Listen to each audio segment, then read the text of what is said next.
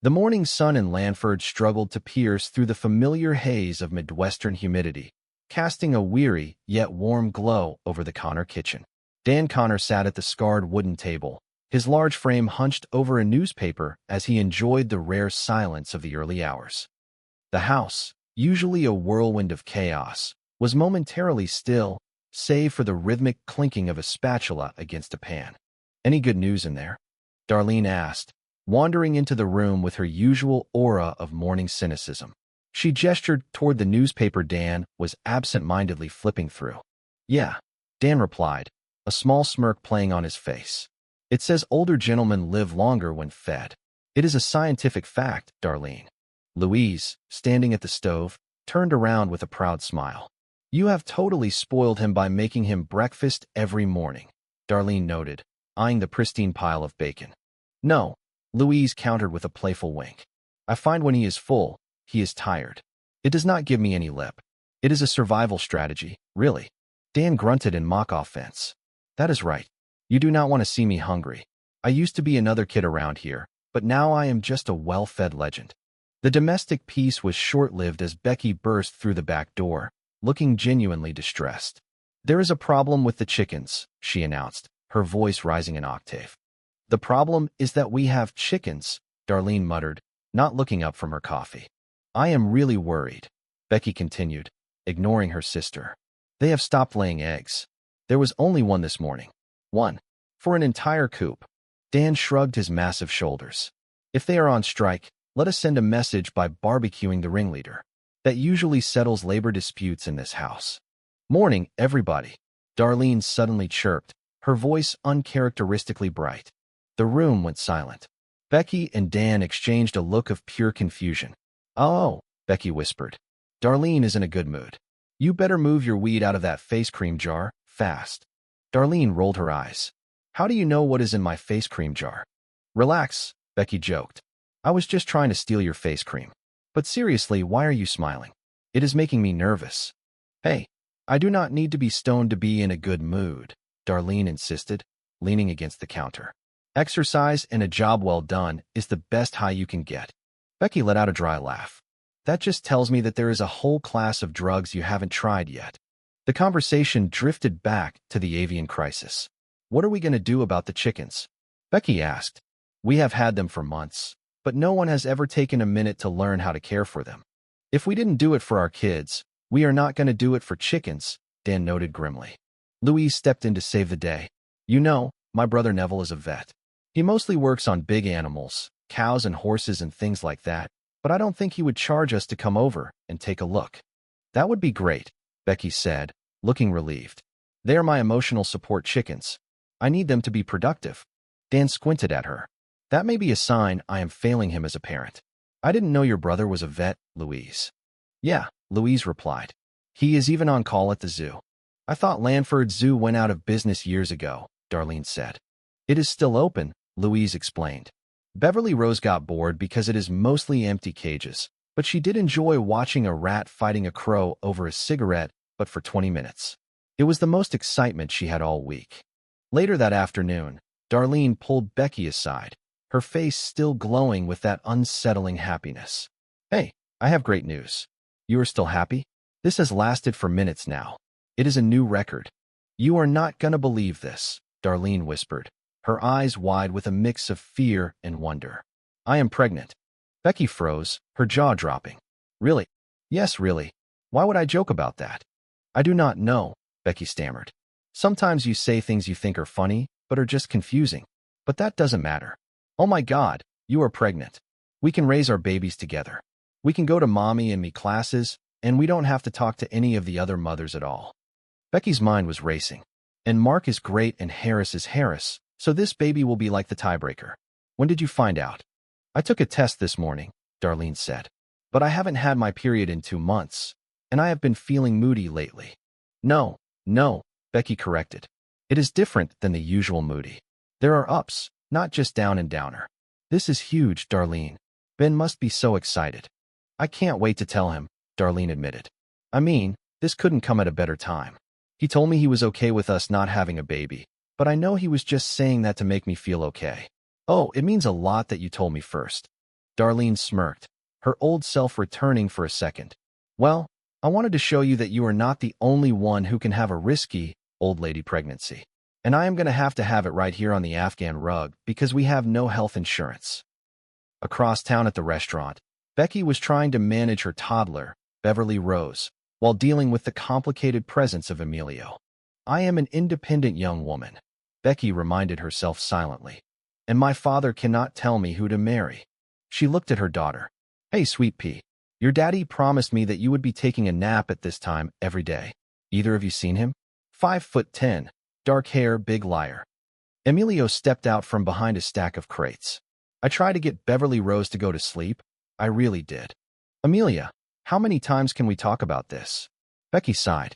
If she doesn't nap, she is a nightmare for me when I get home. This is the only time I get to play with the baby, Emilio pleaded. If you tell your papa that I am here, I can come to your house. Are you out of your mind? Becky hissed. If I tell him you snuck back into the States, he will punch you back to Juarez.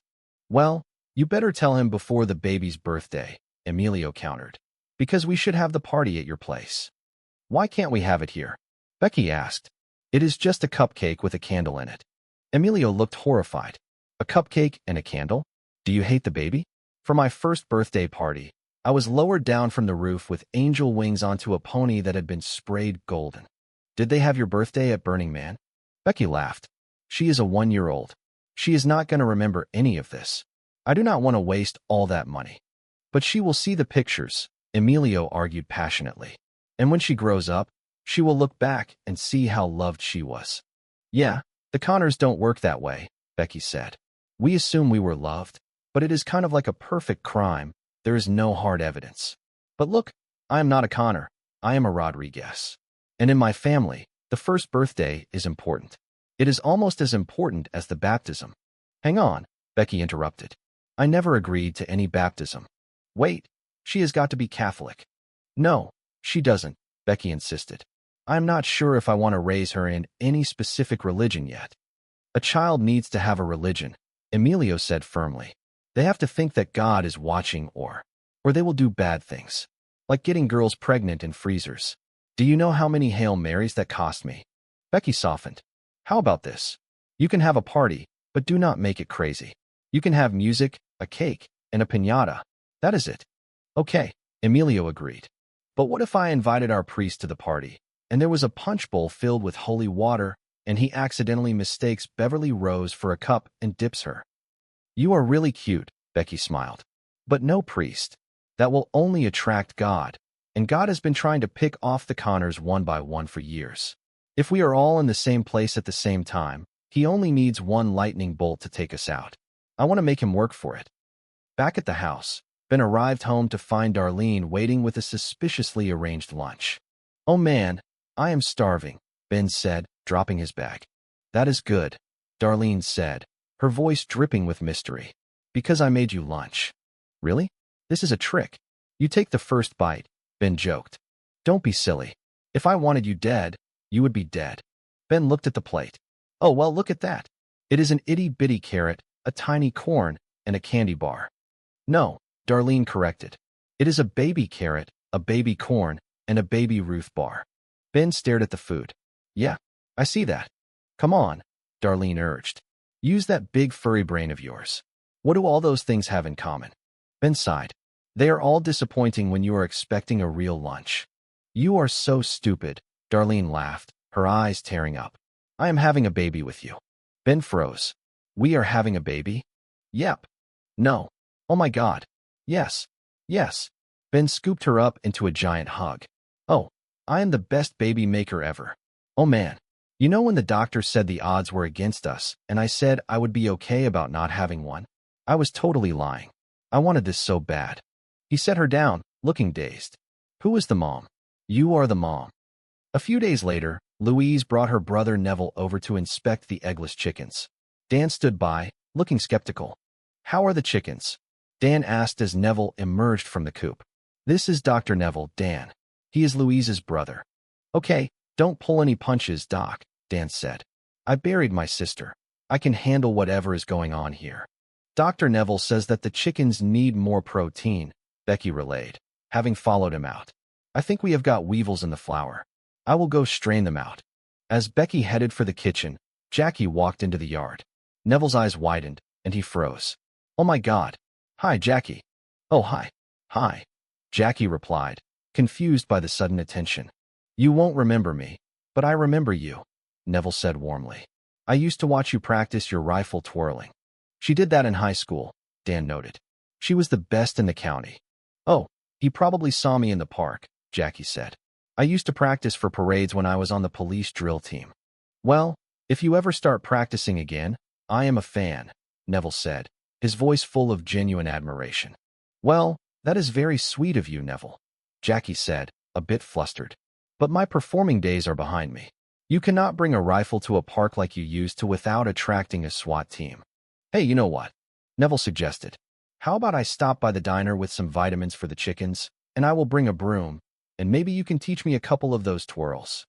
Brooms are for beginners, Neville, Jackie joked, her confidence returning. You don't put Michael Phelps back in the kiddie pool. Good to see you, Neville said, smiling as he backed away toward his truck. Great seeing you too, and I cannot wait to catch up with you at the diner. Once he was gone, Dan smirked at Jackie. Well, someone likes the crazy lady. I hope not, Jackie snapped, because I am on a journey of self-discovery and reflection. I don't have time for any men. I am trying to figure out why I am such a mess. That is a relief, Dan teased. He is a really sweet guy. He deserves better. Hey, what are you trying to say? I don't deserve a sweet guy.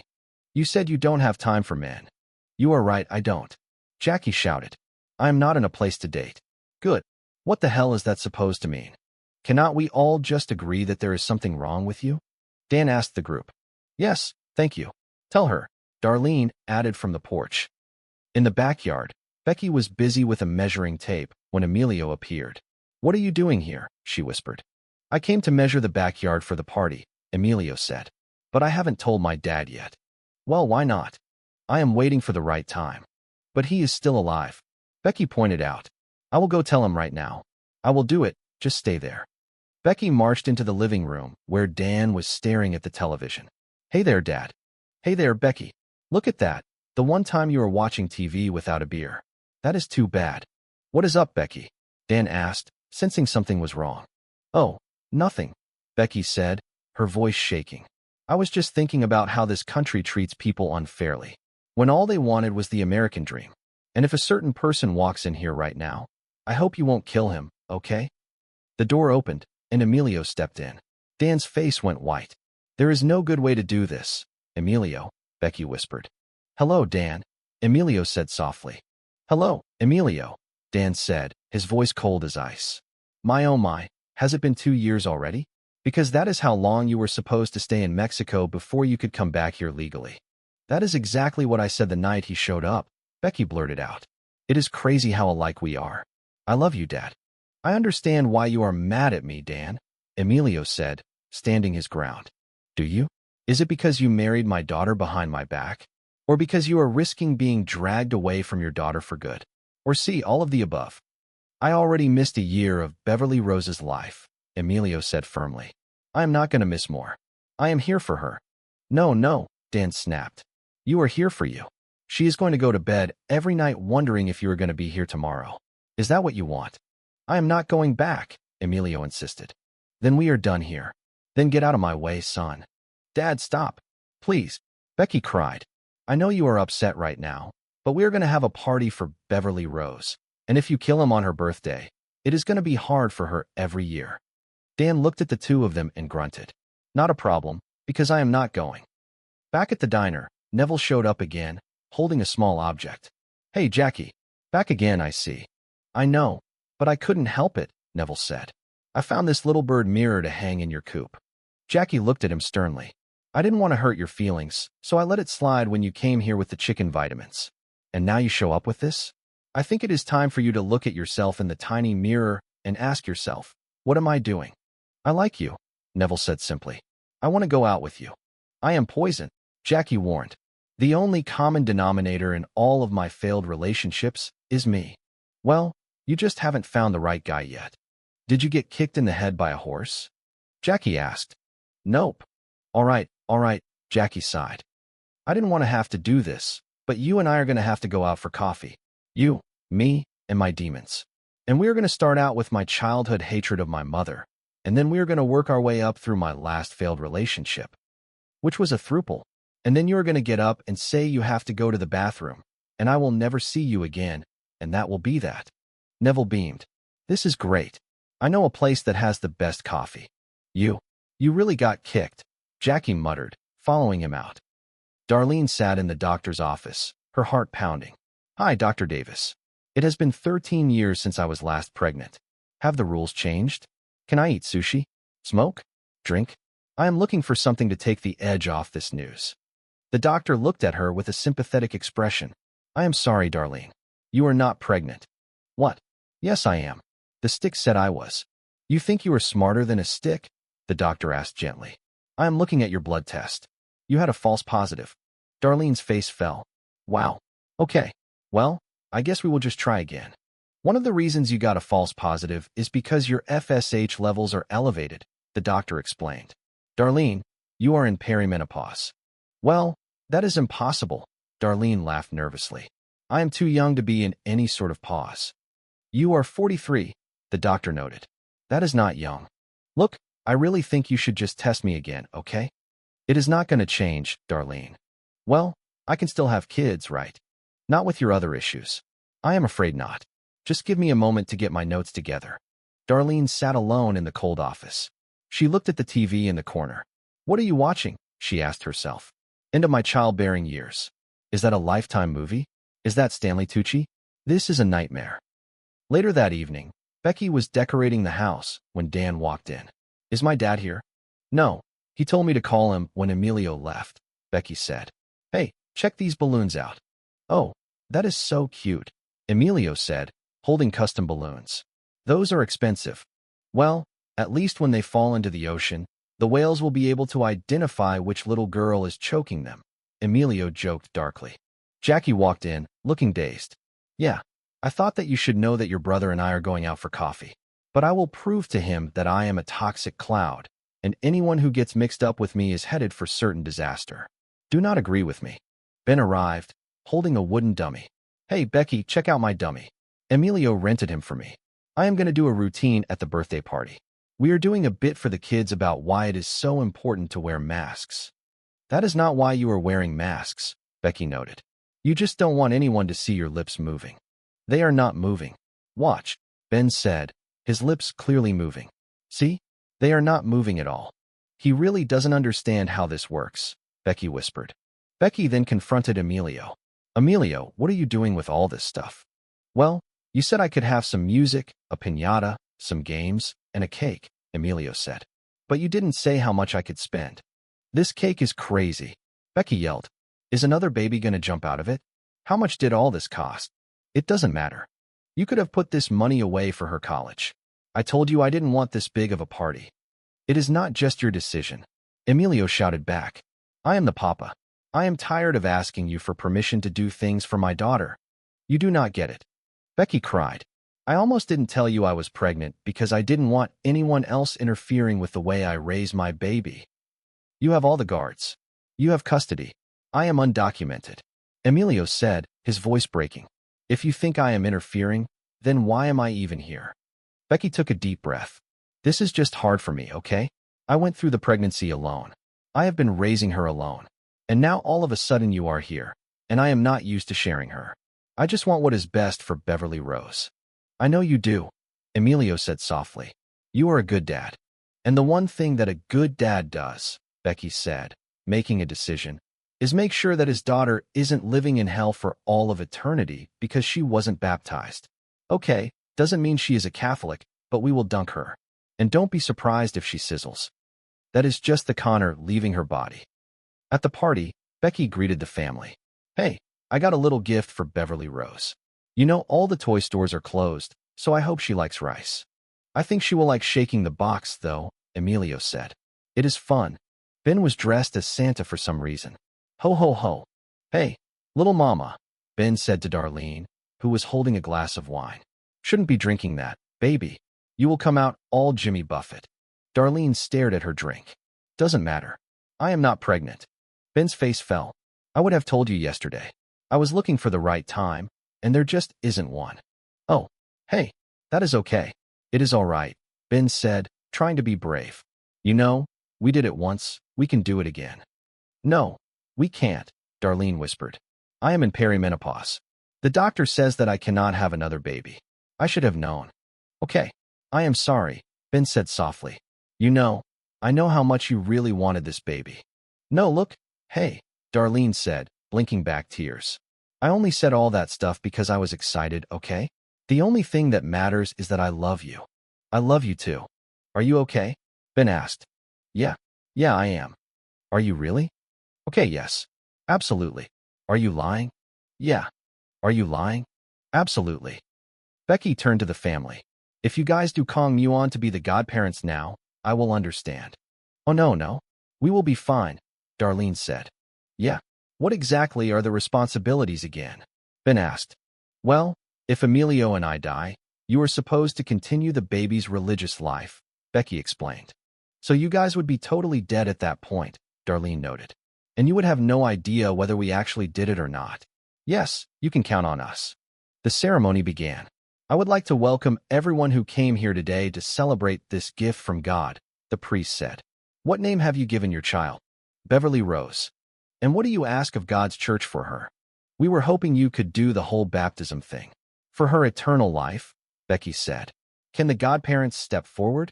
Darlene leaned into Ben. You thinking what I am thinking? We can outrun Becky, but we will never outrun Emilio. And now trace the cross on your forehead, the priest instructed. Almighty God, you sent your only son to rescue us from the slavery of sin. Suddenly, Dan appeared at the back of the room. You came, Becky whispered. I was on my way to the liquor store. I thought I would drop by, Dan said, his voice gruff. Thanks for being here. I am only doing this because years from now, she is going to look at those pictures, and I wanted her to know that I loved her, Dan admitted. Jackie rushed in, breathless.